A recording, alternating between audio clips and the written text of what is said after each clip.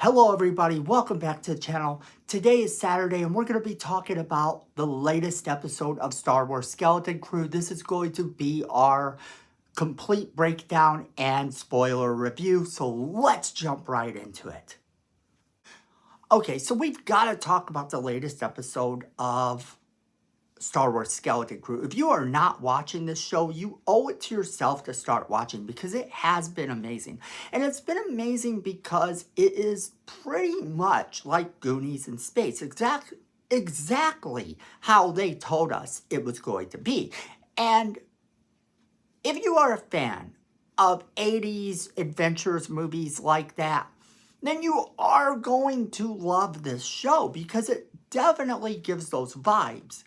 Now, if you aren't watching Star Wars Skeleton Crew, you should check it out. It has been pretty good.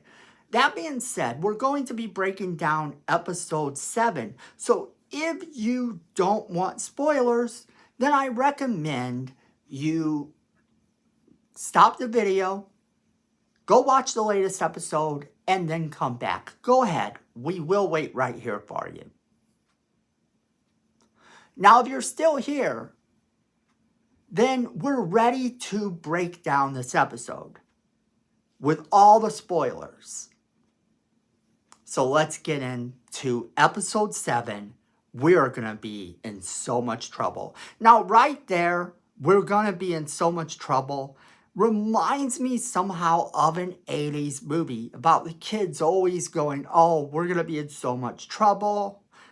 And usually they're right. Now, the episode begins with the parents sending a transmitter into space, and they are caught by the security guards. Meanwhile, outside of the barrier, the pirates and the kids both arrive at Aden. Just like I said, they were going to end up arriving at Aden about the same time. They do. Okay, so then they realize that they have to get through. So they send in the pirate Glurb into the barrier and his ship is destroyed by its defenses. This leads them to realize that the Onyx Cinder is the key. See, the kids had remained hidden, and it wasn't until a couple seconds into the episode that they figure out these kids are even on the ship because Jod kind of knows, but KB uses a voice modulator to fool them for a second.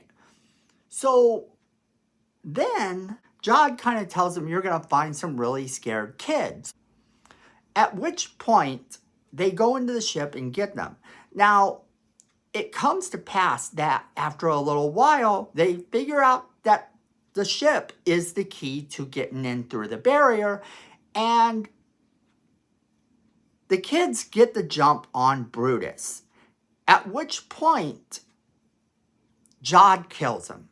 Now, this is shocking because a Jedi doesn't normally strike someone down like that. No, I mean, but it could have been a reason if we are still under the impression he could be a Jedi. It's a really weird situation they put him in. And I'm still curious how this turns out, because the episode gets crazier from there. Once this happens, he resumes being the captain of the ship. So he resumes his position. Well, this is important because now that Brutus is gone, he is now the captain. And in doing so, he breaks a code. That is that the kids now have control of their ship again. Because if he's the captain of this one, he can't be the captain of that one. So now SM-33, Smee, has betrayed him once again. And Smee is back with the children. So they turn on the children and they escape. But Jod actually stows aboard the Onyx Cinder and decapitates SM-33. He threatens the children into silence, telling them that this is how it's going to go down. You're going to take me to this planet, and if you say anything, bad things are going to happen. The security, meanwhile, are questioning the parents, and the supervisor is heard announcing the arrival of a Republic emissary. Now, that's important because they kind of needed that emissary, and that emissary comes in the form of the Onyx Cinder. So now Jod poses as the Republic emissary to gain access to Aden's vaults before he can meet with the supervisor. The children are briefly reunited with their parents, which is a very cool thing because at this point, the children haven't yet been reunited with their parents for this whole time, and they're pretty sure they're going to be in trouble. The parents inform them that they're not in trouble and all this, and everything seems fine. And then Jod comes towards the parents at the end of the episode, and he approaches them with the lit lightsaber. So now, that's where that episode ends, and that brings up a lot of questions. Does this mean that Jod is just some pirate? Does this mean that there's more to the story yet to come? Is there something maybe to do with Aden itself that is what he's been after this whole time? Whatever the case may be, they ended on a note that's really sort of confusing because Jod could turn out to be a good guy, or he could turn out to be the worst one of all. Now, either way, this is going to be a great last episode next week. That's right, they only have one more episode to tell us how this is going to end.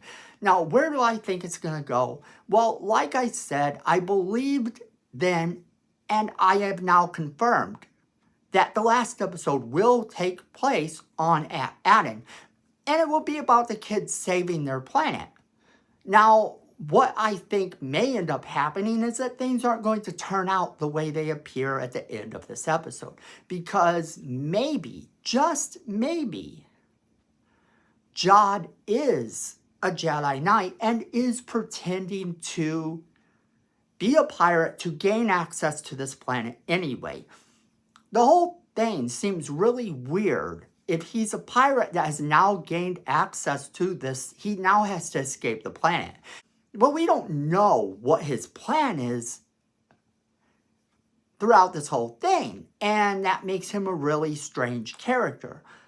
Honestly, I could see it going either way. I could see him getting caught up and the kids actually having to defeat him. I don't think that's going to be the case for one reason. If he's coming at these parents with a lightsaber, now you have to wonder, is he really that evil of a character? Is he going to kill the parents?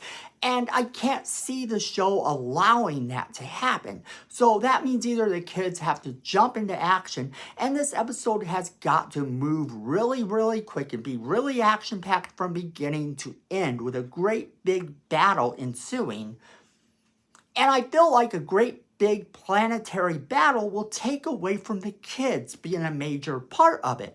If you have all these other people having to fight for the planet, now you take away from that. But if it is the kids ending up helping Jod to take down some ruthless leader of this planet and bring Aden back into the fold in terms of everyone knowing it and it being on maps everywhere, that could be something that really happens.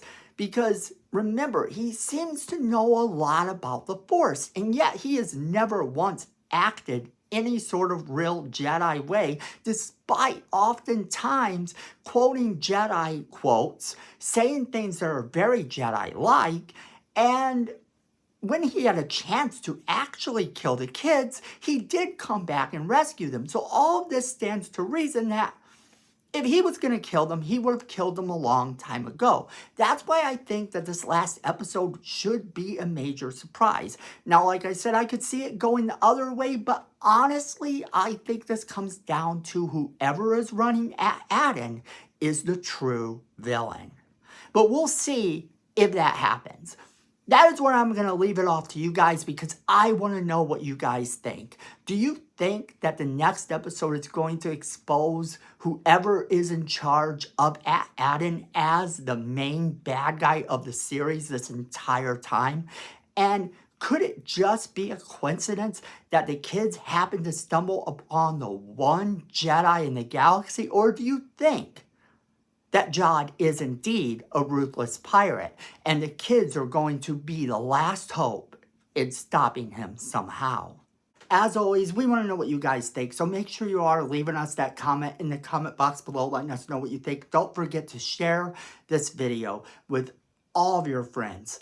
They're definitely going to want to be part of this crazy conversation we're having. And then make sure you hit that like button. It's free. It helps the channel.